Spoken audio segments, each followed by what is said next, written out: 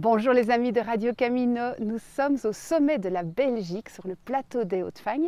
C'est ici que prend sa source cette toute petite rivière qui s'appelle la Roer et qui va aller se jeter dans la Meuse à Roermond aux Pays-Bas.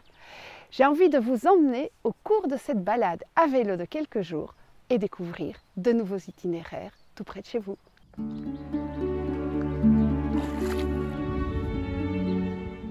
Attention, ne confondons pas la Roer qui s'écrit R-U-R ou R-O-E-R selon le pays avec la Ruhr R-U-H-R qui a donné son nom à l'immense bassin industriel de Dortmund, Essen, Cologne. Ce n'est pas du tout la même Ruhr, rassurez-vous. Le chemin cyclable de la vallée de la Ruhr, eh bien, il s'appelle le Ruhr-Ufer Radweg et il est documenté dans cette carte. Alors c'est un itinéraire qui va emprunter donc 3 pays.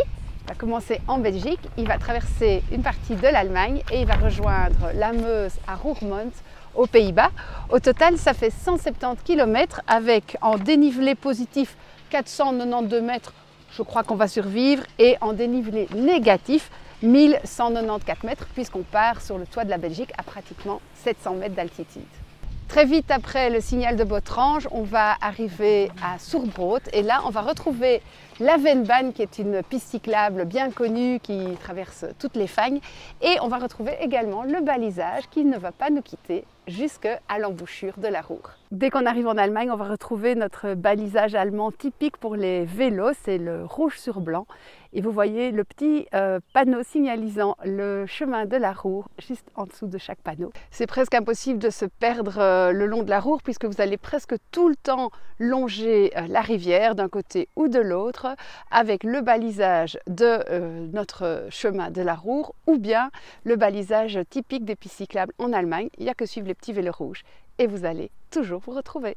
Le sentier de la Ruhr est non seulement bien balisé, mais il est aussi super bien équipé avec des petites tables au bord du parcours. Et puis, il y a une vingtaine de points d'intérêt où vous aurez chaque fois des explications.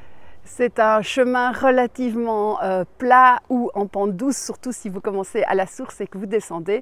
Mais au début, vous êtes quand même entre les Fagnes et l'Eifel et vous aurez de temps en temps des toutes petites côtes, mais de courte durée, rassurez-vous.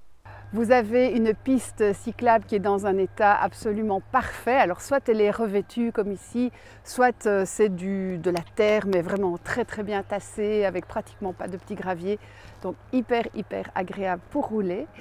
Vous êtes également toujours dans des sites sécurisés. Donc si à un moment vous vous retrouvez sur la route, c'est que vous avez fait une erreur parce qu'en Allemagne, les vélos, eh bien, ils ont toujours une piste à part et ça, c'est le grand luxe évidemment.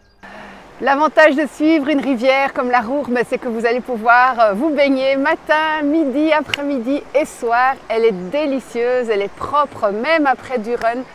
Vraiment, c'est un pur bonheur. Pour le bivouac, vous ne devez vraiment pas vous en faire puisque l'Allemagne, c'est le pays des petites cabanes, des abris, des endroits pour se poser, pique-niquer, mais également discrètement, on peut y dormir. Enfin, moi, je n'ai pas dit que c'était verboten.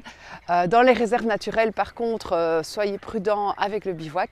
Mais il y a énormément de camping et il y a aussi des chambres d'hôtes un peu partout sur le trajet.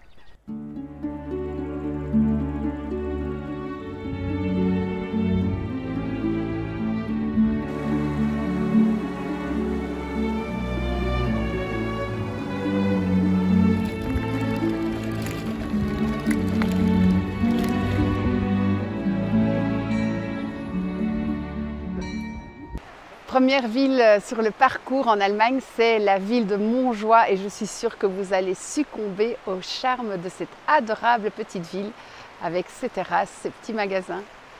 C'est vraiment un endroit de rêve. Merci la Ruhr.